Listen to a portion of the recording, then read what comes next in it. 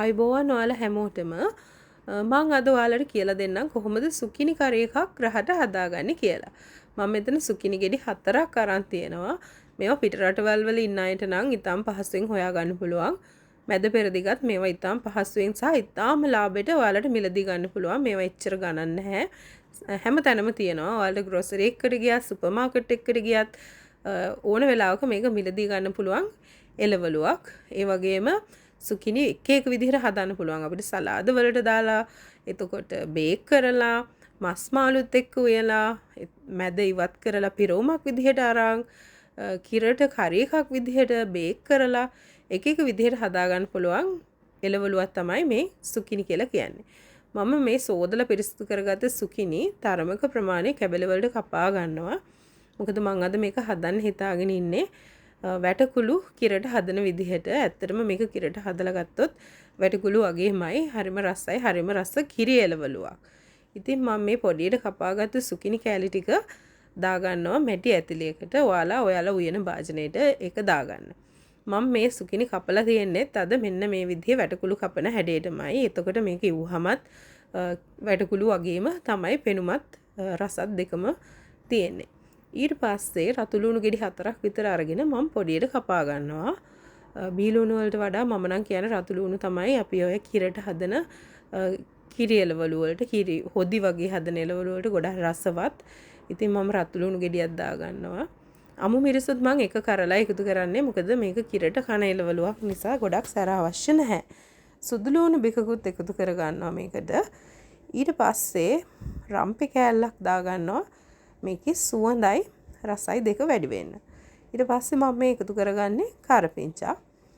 කරපිංචා ඉතින් අපිට නැතුවම බෑනේ. කරපිංචාත් අපි ටිකක් මේකට එකතු කරගෙන අපිට මේකට අවශ්‍ය පහේ ටික දාගමු. මම මේකට දානවා කහ කුඩු ටිකක්. දාලා ඉවර වෙලා මම මේ ඊළඟට දාන්න හදන්නේ අමු තුන පහ. අමු තුන පහ වලුත් ඒ හැඳි කාලක් විතර මම එකතු කරගන්නවා. ඒ ටික දාලා ඊට පස්සේ උළුහාල් කිරි එළවලුවකට නැතුවම බෑ. අපි උළුහාල් ටිකකුත් මේකට එකතු කරගන්නවා. පස්සේ ඒකට අපි කුරුඳු පොතු කෑල්ලකුත් දාගන්නවා. කුරුඳු පොත්තකුත් අපි දැම්මම ගොඩාක් හොදි හදන එළවලු ගොඩක් සුවඳයි, රසයි, ඒ වගේම කුරුඳු හරි ගුණයි. පස්සේ මම මේ දාන්නේ ලුණු. මේකට අවශ්‍ය ප්‍රමාණයට ලුණු ටිකකුත් එකතු කරගෙන දිය කිරි ටිකක් දානවා. මම මේ පිටිකල පොල් කිරි දිය කරලා තමයි අරගෙන තියෙන්නේ. ඉතින් මම මේ කිරි ටිකකුත් දාගෙන මම ගොඩක් දාන්නේ නැහැ. මොකද මේ එළවලුවේ දිය ගතිය තියෙන නිසා මම ඒ වතුරෙනුත් තැම්බෙන්න ඕනේ නිසා. මොකද මම මේක පියන වහලා උයාගන්නේ. ඒ නිසා මම මේ ප්‍රමාණයෙන් කිරි ටිකක් දාලා මේක හොඳට මිශ්‍ර කරලා ලිපෙන් තියාගන්නවා.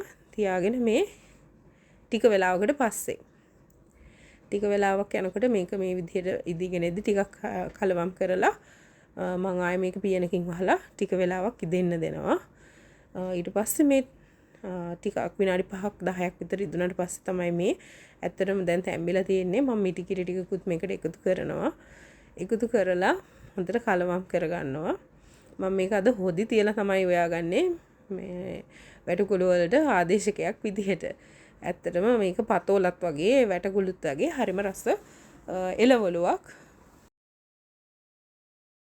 ඉතින් මම මේකට හොදි ටිකක් වැඩිපුර තියාගන්නවා. මොකද මම අද හොදි එළවලුවක් විදිහට තමයි මේක මේ හදාගන්නේ. මං අනිත් හදන ජාතිත් එක්ක ගැලපෙන්න. ඊට පස්සේ මේක පොඩ්ඩක් හැඳි ගාලා කිරි ටික හොඳට පැහෙන්න දීලා හොද්ද මේ විදිහට පැහෙනකොට අපි ලිප ඕෆ් කරගන්නවා. ලිප ඕෆ් කරගෙන තවත් චුට්ටක් මේක අපි හැඳි ගාලා හොදි ටික ටිකක් නිවා ගන්නවා. නැත්තම් තියෙන රසනෙට මේ කිරි කැට ගැහෙන්න බලනවා. මම අද මේකත් එක්ක චිකන් කරි එකකුයි ගොටුකල සලාදෙකුයි හදාගෙන තියෙනවා. ඔයාලටත් පුළුවන් මේක කැමති එළවලුත් එක්ක හදලා රස බලන්න. හදලා රස බලලා රසද කියලා මටත් කියන්න. එහෙනම් ඔයාලා හැමෝටම බොහොම ස්තුතියි අද මාව බලාගෙන අහගෙන හිටියට.